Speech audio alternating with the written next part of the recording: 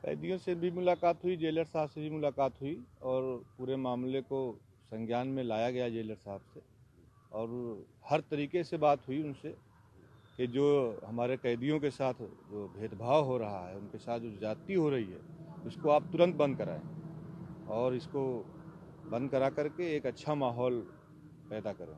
जो हमारी समस्याएं हैं, जैसे बंदियों से बात हुई है, तो बंदियों ने क्या बताया? बंदियों से बात हुई, बंदी काफ़ी लोगों की अलग अलग तरीके की समस्याएं बताई बंदियों ने, और उन समस्याओं को अवगत करा दिया गया है जेलर साहब से। उन्होंने वादा किया है कि इसके बाद कोई परेशानी नहीं आएगी। तो मानते हैं जेलर साहब की परेशानी हो रही है? कुछ बातें एक्सेप्ट की, कुछ नहीं की।